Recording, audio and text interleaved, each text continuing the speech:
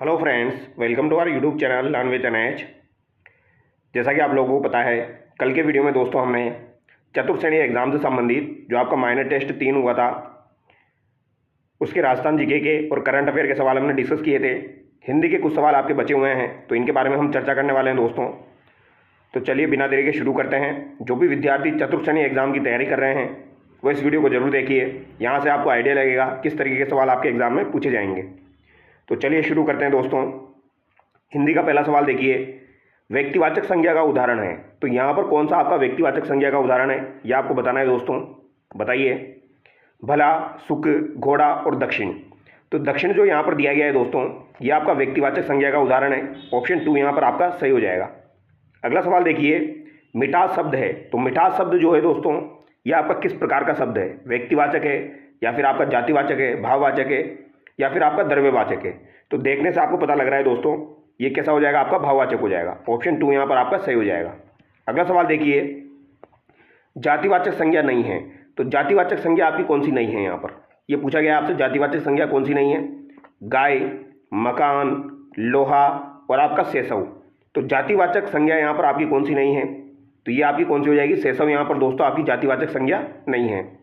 लोहा, मकान, गाय जो है दोस्तों, ये आपके पर्टिकुलर जाति का बोध कराते हैं, तो ये आपके जातिवाचक में आ जाएंगे। अगला सवाल देखिए, सर्वनाम से बनी भाववाचक संज्ञा है। तो सर्वनाम से बनी भाववाचक संज्ञा आपकी कौन सी हो जाएगी? तो सर्वनाम से बनी भाववाचक संज्ञा आपकी हो जाएगी दोस्तों ममता। ऑप्शन 1 यहाँ पर आपका सही हो जाएगा। पुरुषवाचक सर्वनाम के भेद हैं। तो पुरुषवाचक सर्वनाम जो है दोस्तों, इसके कितने भेद होते हैं ये आपको बताना है। तो पुरुषवाचक सर्वनाम जो है दोस्तों, इसके 3 भेद होते हैं। ऑप्शन 1 यहाँ पर आपका सही हो जाएगा। अगला सवाल देखिए, कोई आया है तो कौन सा सर्वनाम है? कोई आया है में आपका कौन सा सर्वनाम हो जाएगा दोस्तों? कोई आया है, पता नहीं है कौन आया है, कोई आया है, तो इसमें आपका किस प्रकार का सर्वनाम हो जाएगा दोस्तों? अनिश्चयवाचक सर्वनाम आपका हो जाएगा। ऑप्शन डी यहाँ पर आपका सही हो जाएगा। अगला सवाल देखिए, आप भला तो जग भला वाक्य में सर्वनाम के किस भेद का बोध होता है? तो आप भला तो जग भला वाक्य में सर्वनाम के किस भेद का बोध होता है? तो आप भला तो जग भला वाक्य में सर्वनाम के किस भेद का बोध हो रहा है दोस्तों, ये आपको बताना है। तो बताइए इसका राइट आंसर क्या हो जाएगा दोस्तों? आप भला तो जग भला। तो इसमें किस प्रकार का आपका सर्वनाम हो जाएगा? तो इसमें आपका निजवाचक सर्वनाम हो जाएगा। ऑप्शन 4 यहाँ पर आपका करेक्ट होगा। अगला सवाल देखिए, क्वेश्चन नंबर 93, निम्नलिखित में से किस विकल्प में वह शब्द का प्रयोग अन्य पुरुषवाचक सर्वनाम के रूप में हुआ है? तो यहाँ पर बोला गया है, निम्नलिखित में से किस विकल्प में वह शब्द जो है इसका प्रयोग अन्य पुरुषवाचक सर्वनाम के रूप में हुआ है? वह पुस्तक पढ़ रहा है, वह पुस्तक बहुत अच्छी है, अध्यापक ने पुस्तकों की ओर देखकर कहा यह लाना, वह नहीं, जो परिश्रम से पढ़ता है वह निश्चित सफल होता है। तो यहाँ पर कौन सा आपका सही हो जाएगा ये आपको बताना है दोस्तों। तो वह पुस्तक पढ़ रहा है, यहाँ पर जो वह है वह अन्य पुरुषवाचक सर्वनाम का बोध करा रहा है। ऑप्शन 1 यहाँ पर आपका सही हो जाएगा। अगला सवाल देखिए, विशेषण मुख्यतः कितने प्रकार के होते हैं? तो विशेषण मुख्यतः आपके कितने प्रकार के होते हैं दोस्तों? तो ये आपके 4 प्रकार के होते हैं। ऑप्शन 2 यहाँ पर आपका सही हो जाएगा। कौन सा शब्द संज्ञा से बना हुआ विशेषण है? तो संज्ञा से बना हुआ विशेषण है यहाँ पर आपका कौन सा हो जाएगा? प्रसन्न, सुखी, कटु और सुंदर। तो संज्ञा से बना हुआ आपका दोस्तों विशेषण कौन सा हो जाएगा? तो ये आपका सुखी हो जाएगा। ऑप्शन 2 यहाँ पर आपका सही होगा। अगला सवाल देखिए, किस क्रम में परिमाणवाचक विशेषण है? तो किस क्रम में आपका परिमाणवाचक विशेषण है? मोहन 2 किलो दूध पी गया, उस पुस्तक को पढ़ो, सोहन 5 केले खा गया, कक्षा में 10 छात्र पढ़ते हैं। तो परिमाणवाचक यहाँ पर आपसे पूछा गया है, ठीक है। परिणाम अलग होता है और परिमाणवाचक आपका अलग होता है।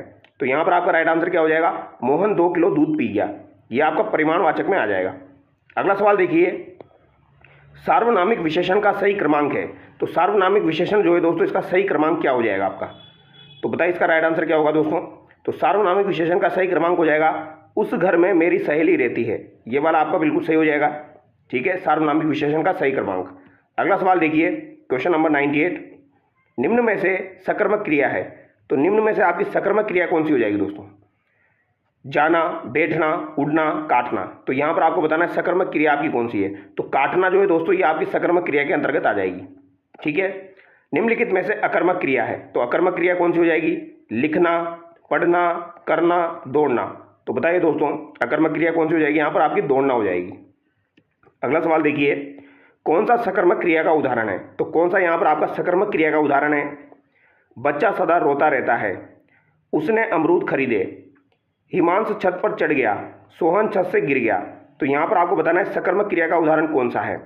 तो उसने अमरूद खरीदे, क्या खरीदे, अगर क्या का रिप्लाई आ जाए यानी कि यहाँ पर आपकी सकर्मक हो जाएगी। ऑप्शन 2 यहाँ पर आपका करेक्ट हो जाएगा। अगला सवाल देखिए, किस वाक्य में सकर्मक क्रिया यहाँ पर नहीं है। चिड़िया आकाश में उड़ रही है, इसके अलावा किसान हल से खेत जो रहा है, मोहन बाजार में फल खरीद रहा है, 3 छात्र पुस्तकालय में पढ़ रहे हैं। तो यहाँ पर आपको बताना है किसमें आपकी सकर्मक क्रिया नहीं है। तो ये भी आपका महत्वपूर्ण सवाल है। चिड़िया आकाश में उड़ रही है दोस्तों, इसमें आपकी सकर्मक क्रिया नहीं है। अगला सवाल देखिए, जो कम बोलता है वाक्य के लिए उपयुक्त शब्द है। तो जो कम बोलता है उसके लिए उपयुक्त शब्द आपका कौन सा हो जाएगा, मितभाषी हो जाएगा। मितभाषी का मतलब होता है जो कि आपका कम बोलता है। किस वाक्यांश के लिए प्रयुक्त शब्द सार्थक नहीं है। यहाँ पर दिया गया है बिना पल के गिराए देखना, निर्निमेष, पर्वत के नीचे की भूमि। तो पर्वत के नीचे की भूमि अद्वितीय का यहाँ पर दिया गया है। वह जो ऋण से मुक्त हो गया हो, उऋण यहाँ पर दिया गया है।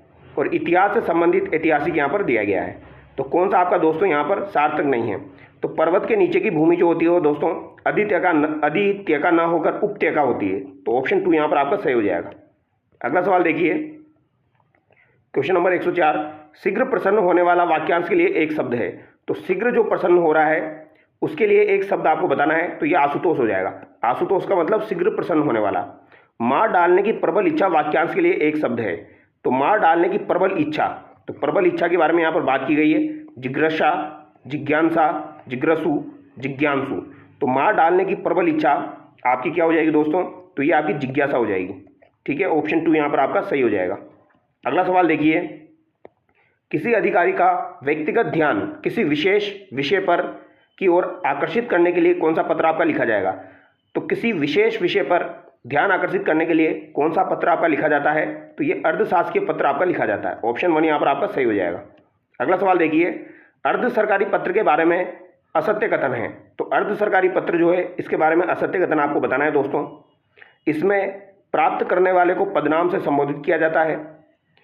इसकी भाषा आदेशात्मक नहीं होती है। इसमें ऊपर बाईं ओर प्रेक्षक का नाम और पद का नाम लिखा होता है।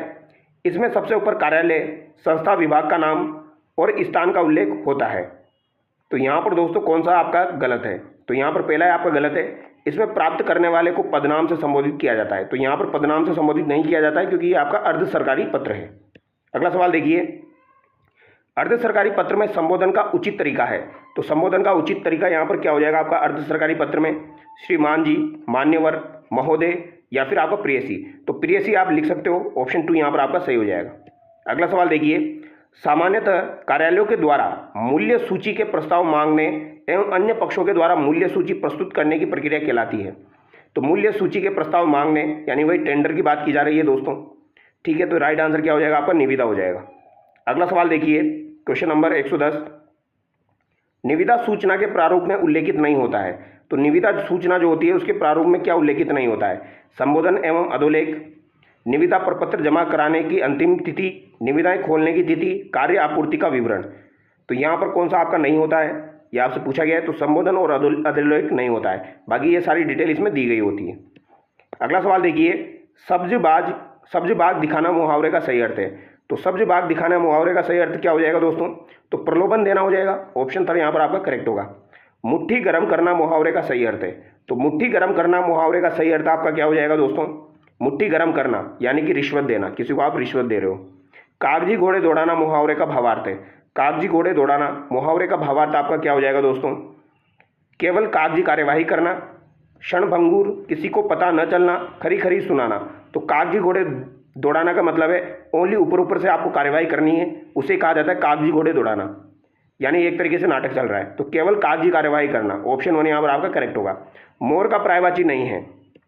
तो मोर का पर्यायवाची यहाँ पर कौन सा नहीं है बताइए दोस्तों, कलापी, सारंग, सिखी, भेक। तो यहाँ पर कौन सा आपका मोर का पर्यायवाची नहीं है। तो मैंने आपको बताया था कलापी जो होता है ये मोर का पर्यायवाची होता है, सारंग भी होता है और सिखी भी होता है। यहाँ पर भेक जो है वो आपका दोस्तों मोर का पर्यायवाची नहीं होता है। ऑप्शन 4 यहाँ पर आपका करेक्ट होगा। किस विकल्प में सभी शब्द अर्जुन के पर्यायवाची है। तो अर्जुन के पर्यायवाची कौन से हो जाएंगे दोस्तों, तो अर्जुन को दोस्तों गुडाकेश भी कहा जाता है, धनंजय भी कहा जाता है, पार्थ भी कहा जाता है। ठीक है, यहाँ पर माधव नहीं होगा। ठीक है, माधव यहाँ पर नहीं होगा दोस्तों। इसके अलावा यहाँ पर आपका मधुआ दिया गया है और यहाँ पर आपका वथरा यहाँ पर दिया गया है। इसके अलावा यहाँ पर ब्रह्मनल्ला भी दिया गया है। तो यहाँ पर राइट आंसर कौन सा हो जाएगा आपका? गुडाकेश, धनंजय और पार्थ। ये मेरे को बिल्कुल सही लग रहा है, ऑप्शन 1 यहाँ पर आपका सही हो जाएगा। अगला सवाल देखिए, सरस्वती का पर्यायवाची शब्द नहीं है। तो सरस्वती जी जो है इनका पर्यायवाची शब्द आपका कौन सा नहीं है, ये आपको बताना है दोस्तों। कमला जो है ये सरस्वती का पर्यायवाची नहीं है, ठीक है। ऑप्शन 1 यहाँ पर आपका करेक्ट होगा। गिरा, भारती, वीणा पाणी जो है ये आपके सरस्वती के पर्यायवाची है। निम्नलिखित में से बादल का पर्यायवाची नहीं है। तो बादल का पर्यायवाची यहाँ पर कौन सा नहीं है? बलाहक, जिमूट, अब्र, घनदान। तो ये भी आपका बहुत अच्छा सवाल है, काफ़ी बार एग्जाम में पूछा जाता है। तो बलाहक जो होता है ये आपका बादल का पर्यायवाची होता है, याद रखिएगा दोस्तों, काफ़ी बार ये एग्जाम में पूछा जा चुका है। जिमूट भी आपका बादल का पर्यायवाची होता है और अब्र तो होता ही है, ठीक है। घनदान यहाँ पर बादल का पर्यायवाची नहीं होता है। अगला सवाल देखिए, निम्नलिखित में से कौन सी लोकोक्ति नहीं है? तो यहाँ पर कौन सी आपकी लोकोक्ति नहीं है? अक्ल बड़ी या भेष, सांप छछुंदर की गति होना, सावन हरा न भादो सूखा, गांठ में कुछ न होना। तो भैया यहाँ पर पूछा गया है कौन सा आपका मुहावरा है, ठीक है, मुहावरा यहाँ पर पूछा गया है। तो ये दो तो वैसे ही आपकी लोकोक्ति नहीं होगी दोस्तों, ये तो आपकी दोस्तों ये दोनों तो आपकी लोकोक्ति है, ठीक है। यहाँ पर पूछा गया है किसमें आपकी लोकोक्ति नहीं है, क्योंकि जिसके पीछे आपका ना आता है वो आपका मुहावरा होता है। अब ना आपका यहाँ पर भी आ रहा है और यहाँ पर भी आ रहा है, ठीक है। तो दो ऑप्शन तो आप इसी से कैंसिल कर सकते हो। ना देखना है आपको पीछे, अगर किसी में ना आ रहा है पीछे यानी कि उसमें मुहावरा होने के चांसेस ज़्यादा है, ठीक है। और किसी में ना नहीं आ रहा यानी कि वो लोकोक्ति है आपकी। तो ये भी एक तरीका होता है एलिमिनेट करने का। तो यहाँ पर सांप छछुंदर की गति होना और यहाँ पर दिया गया है गांठ में कुछ न होना।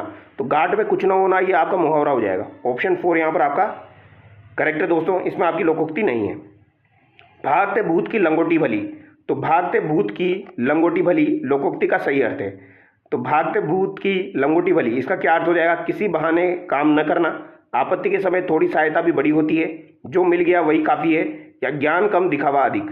तो यहाँ पर आपको बताना है दोस्तों, भागते भूत की लंगोटी भली में क्या हो जाएगा? जो मिल गया वही काफ़ी है, ठीक है। अगला सवाल देखिए, अंतिम सवाल है आपका।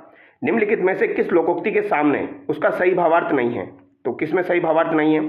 नेकी और पूछ पूछ, भलाई करने में भला पूछना क्या, चुपड़ी और दो दो, लाभ में लाभ होना, तीर नहीं तो तुक्का ही सही, सबसे अलग विचार बनाए रखना, जिसकी लाठी उसकी बेस, शक्तिशाली की ही संपत्ति है। तो यहाँ पर कौन सा आपका गलत हो जाएगा? तो यहाँ पर साफ साफ आपको पता लग रहा है दोस्तों, सबसे अलग विचार बनाए रखना, तीर नहीं तो तुक्का ही सही, ये बिल्कुल मैच नहीं कर रहा है आपका। तो ऑप्शन 3 यहाँ पर आपका गलत हो जाएगा। तो ये हिंदी के सवाल यहाँ पर पूछे गए थे, ठीक है, जो कि हमने डिस्कस किए हैं। तो चलिए दोस्तों, बाकी नेक्स्ट वीडियो मिलते हैं। Thank you so much.